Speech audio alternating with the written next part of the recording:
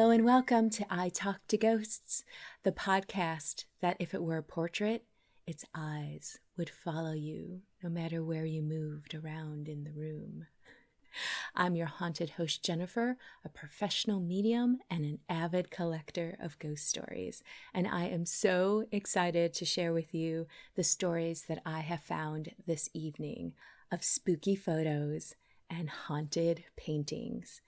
Now, I read a lot of ghost stories, and I always save the best to share with you, and I hope these stories stay with you as long as they have stayed with me, because I really love to share the spooky.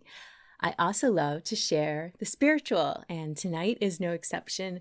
Later on, I will have a new in-studio spirit reading to share with you where I connect my podcast guest with loved ones who have passed over and linger around a little longer because I have a message from the spirits for someone listening to this podcast right now.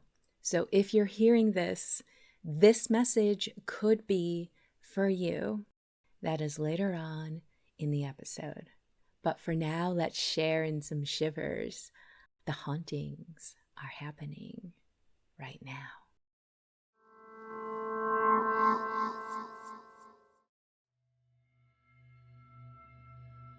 This story happened when I was about 4 years old. About a year previously, my mom had divorced, and she moved with me and my sister in with a friend at her place in Fremont, California. My mom's friend had a daughter who was 3 years old too, so there were 2 younger girls and me. During that time, my mom went to a garage sale in San Francisco. It was one of those Victorian homes there. From what I was told, she went down to the basement, and there were a bunch of pictures, painted pictures, not just prints, but real painted art. Some of them were finished, others not. What was interesting about this basement is there was a painted scene on top of the ceiling, instead of it just being white, part representing heaven and the other part hell. When my mom started asking around, it appeared that the people were, I don't want to say satanic, but she mentioned something similar to that, something more on the dark side. But that didn't stop my mom from buying a painting she thought was beautiful. It portrayed a woman with blonde hair sitting on a rocking chair in a white gown. My mom loved the picture, brought it home, and found a place to put it. It ended up being hung on the wall between the upstairs and the downstairs. Soon after that, this painting started randomly falling off the wall. I remember this happening several times, although I was just a kid. It wasn't as though the nail was bent or the sheetrock was giving away. It would suddenly just fall off the wall. My mom would hear the crash and go and put it back up. This happened quite a few times, to the point where my mom and her friend had started to wonder what the heck was going on. I should also tell you that the space we lived in echoed a lot for some reason. If you were upstairs, you could hear things downstairs as if you were much closer than you were. In the middle of the night, we would start to hear the faucet in the kitchen start to drip water. You could hear it really clearly. Drip, drip, drip. My mom would go down there and shut it off. One night, my mom and her friend hosted a get-together, and the painting I mentioned fell off the wall during the party. I remember going up the stairs, and some of the adults were talking about it. My mom was telling some of the people, "Yeah, it just keeps falling off. Once again, there it is, on the floor." A few days after that party is when it started getting really interesting. This is where all of us, especially us kids, started to get really scared. In the middle of the night, maybe 2 or 3 a.m., we would start to hear a lady downstairs crying really softly. We didn't know what to do or how to react to this. I remember being in the room with my sister and my mom's roommate's daughter. And my mom and her friend came into our room. They opened the door and just stood there. We all listened to the crying. They were too scared to go downstairs. They wanted to come be with us while this continued. Eventually, it mellowed out. But the next night, it happened again. My mom and her friend came to our room, and the crying was just a little louder. The crying became moaning and sobbing. I can envision this figure, maybe with her hands covering her eyes, crying, looking down into her lap. That's the kind of crying it was. I just remember lying there. We were all looking at each other while we heard this.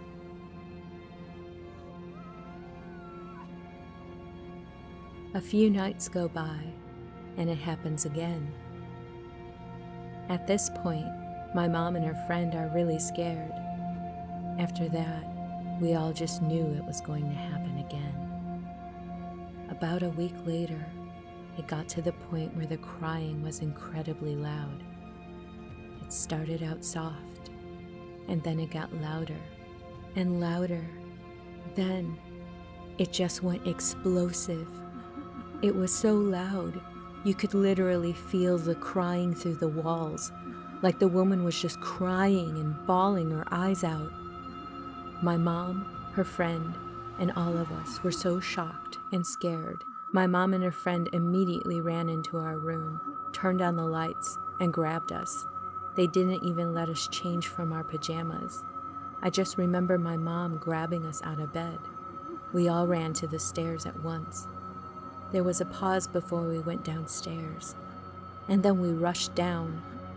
Luckily, we didn't have to pass the living room, and that's where this intense crying was coming from. I remember running out that door, and all of us were frantic. I was holding on to my mom, and the crying was so loud. Then we had to go around the community pool, which was right in front of the sliding glass doors to our living room. Our sliding door didn't have curtains, so we could see inside our apartment. The parking lot was on the other side of the pool within sight of our place. So when we got into the car, we could see right into the living room. That's when my mom and her friend freaked out, because when we looked inside our apartment, there was a lady in a white gown sitting on a rocking chair, just rocking. She was the figure in the painting. My mom and her friend started to scream. I remember my mom's friend trying to get the keys into the ignition to start the car, and she couldn't do it. I remember us kids screaming. We were just terrified. My mom's friend finally got the keys into the ignition. It was in the early hours of the morning, and we just drove straight to my grandmother's house, which was in the next town. When we got there, us kids, we never went back. My mom had to go with some people and immediately evacuate to get her stuff and get out. So did her friend. From that point on, me and my mom and my sister stayed with my grandmother for years, until she eventually remarried again. My sister knows what happened to the painting. I really don't know. I can't remember. I don't want to say that she trashed it or gave it away, but I'm not sure. I will never, ever forget seeing that rocking woman from the painting. It's impossible. It's funny when you're an adult and look back. You can try and think that it must have been a dream. You can remember it as it happened, or you can turn it off and pretend it never did. Well, no, it wasn't a dream. This was something we all experienced. The truth is, it really happened. We ended up at my grandmother's house and we never went back. That's it.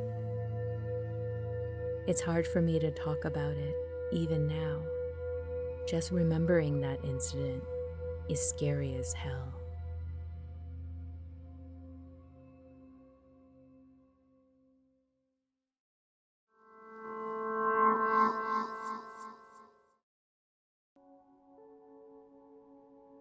I have always been pretty open-minded about ghosts and supernatural things, but when this happened, I can say it turned me into a solid believer. My grandfather was 84 when he died March of 1989. The first Christmas after he passed, our whole family went out to my grandmother's house on the lake to be with her during the holiday. After the meal, my mom sat down at the dining room table with my brother, who was 17, two of my cousins, one who was 10 and the other who was 13. They were playing poker because one of my cousins got poker chips as a Christmas present. Well, they played their game, and a few snapshots were taken, and the night continued on without nothing abnormal or exciting happening. At least that's what we thought, until a few weeks later. The snapshots that my aunt had taken got developed, and she sent one over to our house because she thought it was a very peculiar photo. In the picture, my mom and brother and two cousins were playing poker. All their hands looked like they were holding a fan of cards, but there were no cards in their hands. It looked like they were reaching for chips, but the chips were nowhere on the table. There was also a big mirror on the wall next to the table in my grandmother's house. In the photo, in the mirror, there was what looked like a man in a white suit looking at the table as if he were watching the game. I took this picture with me to school and showed it to some of my friends, and they were all amazed. Everyone saw it, but no one could explain it.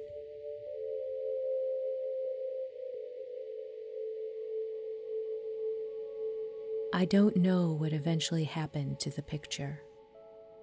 I looked for it numerous times, being the pack rat that I am, but I was never able to find it again. Now, I can't prove it, but I truly believe my grandpa wanted to make his presence known on Christmas. I don't know how he could make it look like there were no cards or chips, and I can't explain how he made himself visible in the mirror.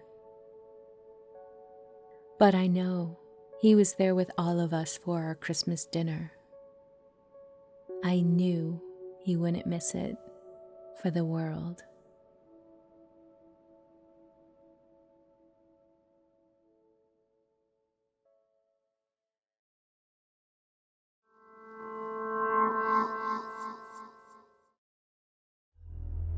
From 1995 to 1997, I lived in a small terraced house in Carlisle, England, with my then boyfriend.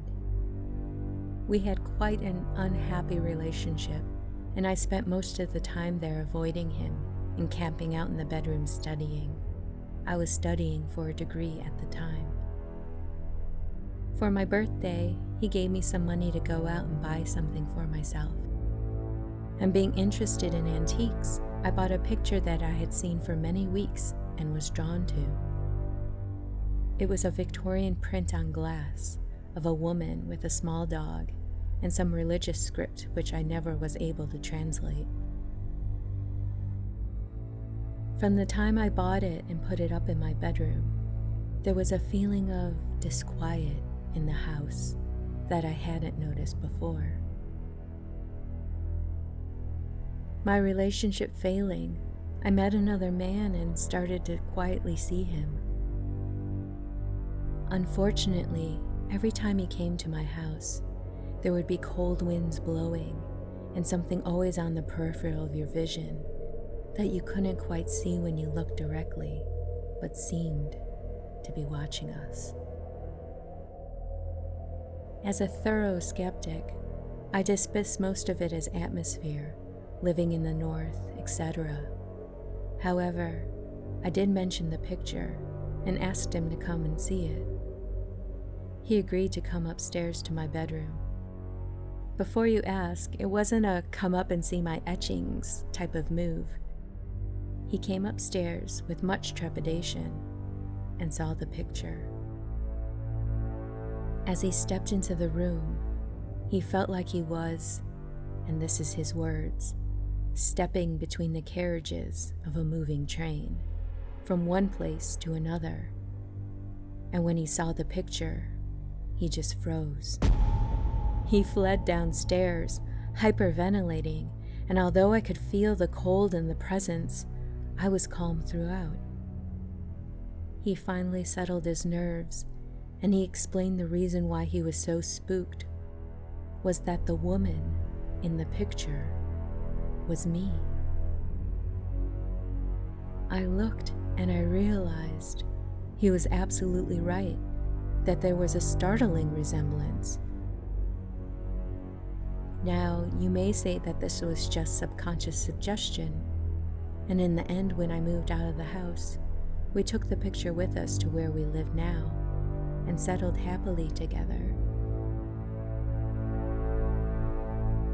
He still can't look at the picture, but it seems to have changed now, and it doesn't look like me anymore. Is it possible for a picture to give out emotions or change temperature? Personally, I'm skeptical about ghosts in general.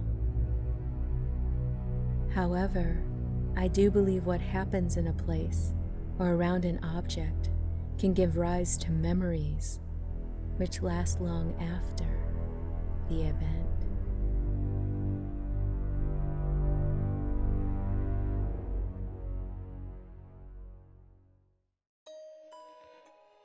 Do you have a personal ghost story you would like to tell me? I may share it on the podcast. Email me at speaknow@italktoghosts.com.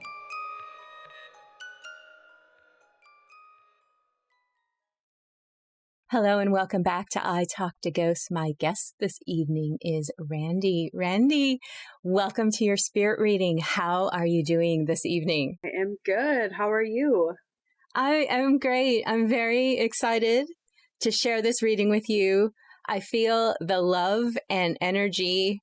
There's enthusiasm coming in for this reading, and I just want to connect with that and share it with you. Oh, that's really exciting. Okay. So right off the bat, impressions that I am getting. I am getting multiple people coming through for you. I'm feeling a grandfather, father type energy, also maybe a grandmother, mother energy, and also maybe a peer. Can you connect all of that? Does that track for you? The grandmother for sure, and the peer as well, yes. Okay. Well, let me just say that grandmother energy here is coming in with just warmth and joy for you, just to connect with you. I can't express this enough. And it's like emotion was their wealth. Does that make sense to you? Like if they had anything to give, it was love. Yes. that is my grandma in a nutshell, 100%. Oh my gosh. Well, know that she is here for you. And right away, she's expressing it. And like she's bringing that through loud and clear. And she just seems amazingly happy to be able to have this opportunity for me to express this for her, that I can't emphasize enough. Just, it's like, I have a wealth of love here and I just want to give this to you for your grandmother. And that's just very, very sweet and very touching. And And okay, I can go on and on.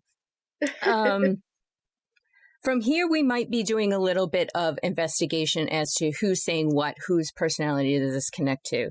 Okay. Did she have a bit of a wisdom type vibe to her, education teacher? I would say as far as like in my life, yes, very wise. She was always the first person that I would kind of call when I needed advice for anything. So that definitely makes sense.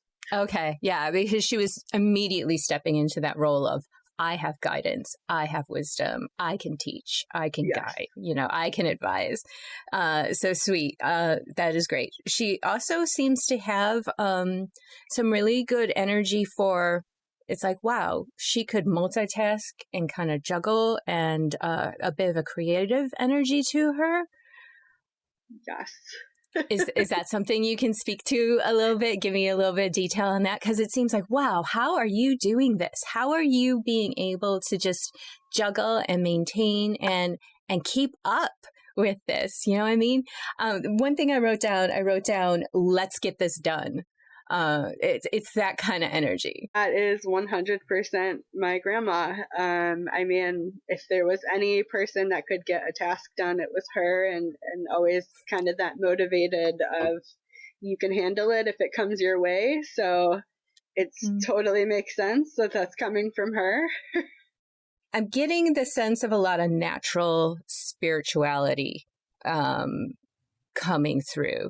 Is that her? Is that something you share with her? I would like to think so. It's probably a little bit of my energy for sure. I feel like I'm pretty spiritual, so there's probably a little bit of both of that coming through. I think it's just acknowledgement that she sees you. Yes. She sees you and she approves. We're all nature energy. We're all universal energy. And from her perspective now, I think that she can plug into that more, and she can talk to you and connect with you on that level.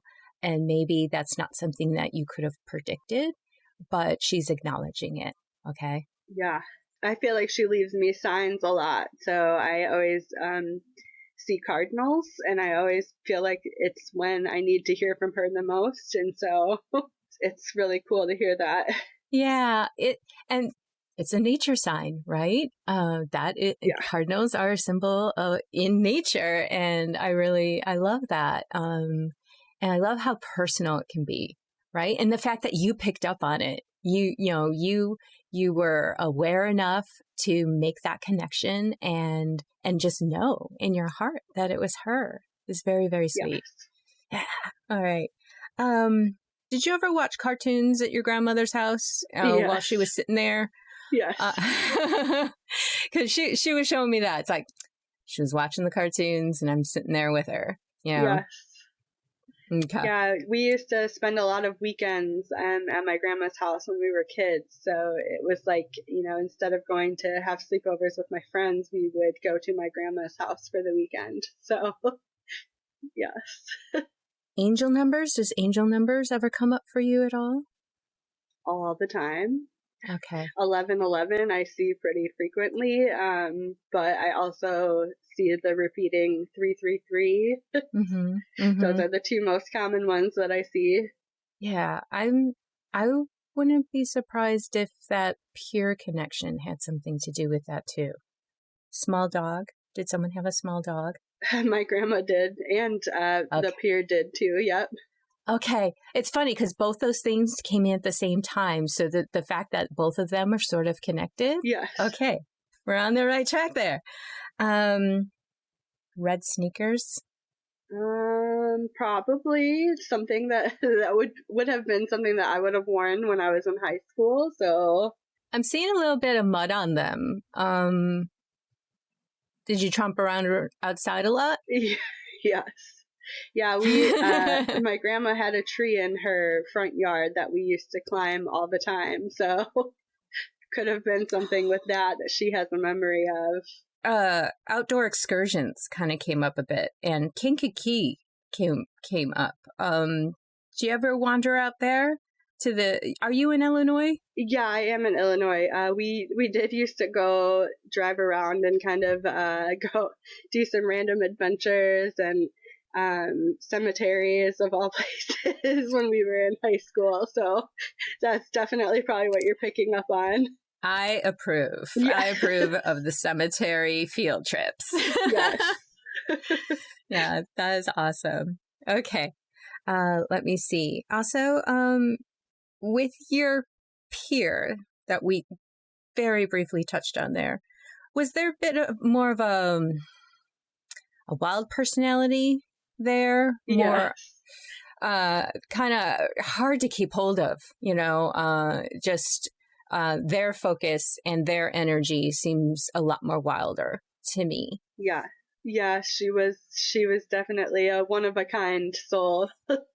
Did she have a distinct way of dressing? She definitely had her own sense of fashion for sure. We bonded over her fashion pretty frequently. So yeah, because she was bringing up clothes, and that makes sense if this was a bonding topic for you two. It's really great, and like she's really paying attention to like the trim of things and the details. She always said she was going to go to college to be like in fashion, so it totally makes sense. And I remember the clothes is probably because she let me go shopping in her wardrobe for my senior pictures in high school. So that is so touching. I love that so much. Yeah.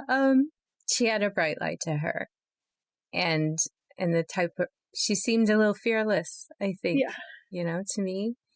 And I think she wants to lend that energy to you whenever you feel like your energy's dropping or you have that self-doubt or you just like, gosh, I wish you were here.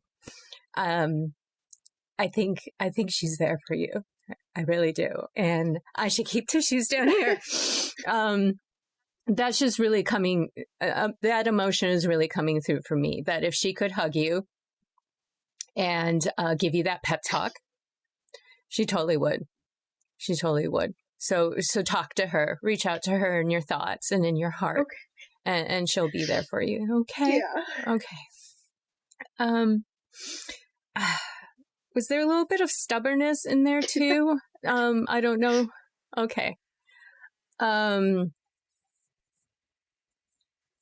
I don't usually get a lot about sickness and stuff, but was she stubborn around whatever afflicted her? Like, I have a hard time articulating that, but do you know what I mean? She passed away in a car accident, so yeah. I think what's coming through is she was pissed, for lack of a better word there. She just had a lot of energy of, what? Are you kidding me? Yes. I'm going to be stubborn about this too. Yes. I do want to reiterate that it is okay now. She is okay. But she wanted to convey that little bit of stubbornness of, this is not fair. I've got so much to do. I have so much to do. Okay. All right. I do have some messages for you. I think this one's coming from your friend. She's saying, free yourself from guarding. Like, if you ever feel like you need to go through life with your guard up, keeping fortified and locked down, she's encouraging you to let that go. And it might seem scary, but it's going to be very freeing. And when you see it working, you're going to be really validated with that. So is that something that resonates with you? Yeah, absolutely. Okay. So whenever you really catch yourself just locking down, hunkering down, and not living your life, tap into her energy and let her soften that for you a little bit. Okay. Surround yourself with who you need and what you need. And that'll help you, okay? If you're fortifying and putting the walls up, examine who you're with and what you're doing. And if it's so situational that will never change, take the time to dream of better situations and better relationships, okay? Does that make sense? Yeah. Because, like, a lot of times we're like, why can't I make this work? I shouldn't feel this way at work or wherever. But sometimes it's like, it is what it is. And maybe the better choice is to feel more secure in a different setting or in different relationships. Gravitate towards the good. Okay. Okay. Thoughts on the inside matter. How you're thinking. Yeah. And how you're perceiving the world, it matters. And if you can't change those patterns, then again, you can change it externally and work from there. But just be aware, and don't beat yourself up about beating yourself up or anything. It's more about, okay, I want to shift and I want to change. And we can't just shove something out of the way. We have to replace it with something else, whether that's physically or mentally or spiritually. Okay. I don't know if you ever do any meditation affirmations, but they are great. Yeah. And what I love about those is that a statement will come up, some I am statement. And if it's an area of vulnerability for you, boy, does it point it out. And then you're more aware of it, and that's what I love about the affirmations. So it's like, this is where I need to work on it, and I think they're great first thing in the morning when your time is still yours. The last part is to talk to them. Okay. They're there for you. You don't have to talk out loud, have mental conversations with them and throw your emotion into it and your intention, and they'll hear you. Okay. They will connect with you and you'll have good luck at all of this. Yeah. Okay. Things will shift. You'll see the change, and they'll give you signs that they're encouraging you to keep going forward. Okay. Yeah. So there you go. What do you think? It was great. It's nice to kind of hear their messages and their personalities still kind of shine through like that. My peer, those messages are definitely her. I'm so honored to be able to communicate this for them, for you. And they're here, they're here for you, and they will always be here for you. And you are connected through and through in spirit at all times. Thank you so much for meeting with me today. Thank you. Would you like to receive a free spirit reading with me? Enter for your chance at italktoghosts.com/guest. Each week, I'll randomly select a name from the list to be a guest on the show. Together, we will talk to the spirits who wish to communicate with you, and our session will be featured on a future episode of I Talk to Ghosts. The spirits are waiting. Enter now at italktoghosts.com/guest.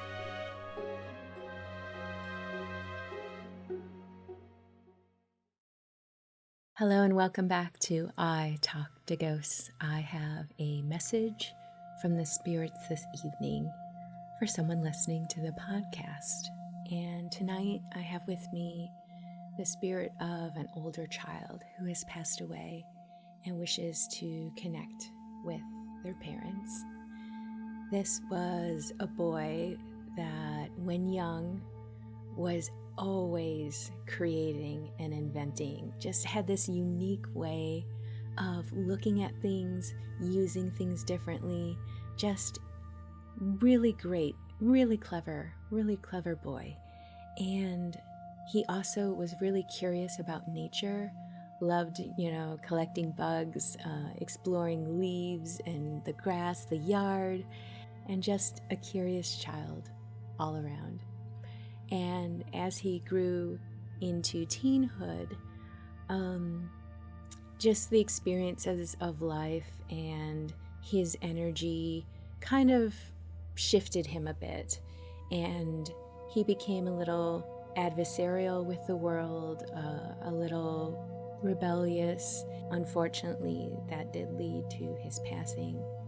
But his message for you this evening is that he is still with you and he loves you very much, of course.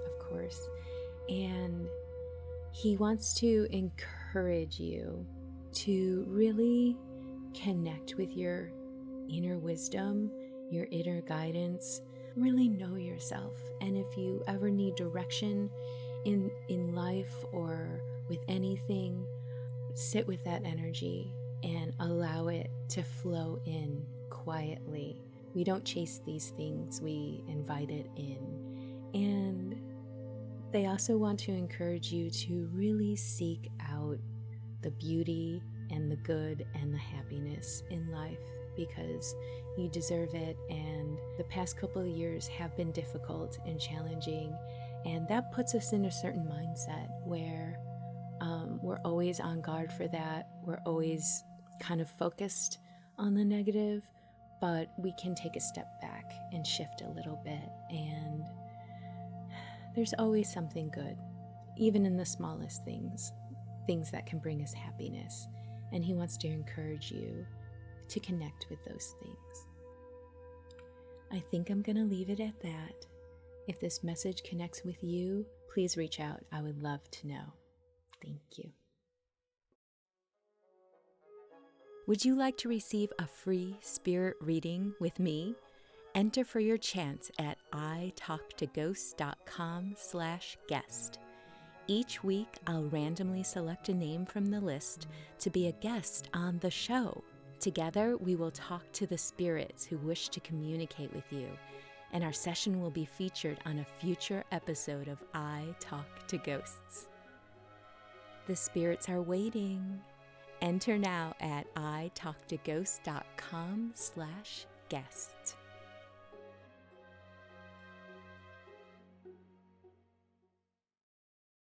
Before we part ways this evening, I would love to give a spooky shout out to my Patreon supporters this month.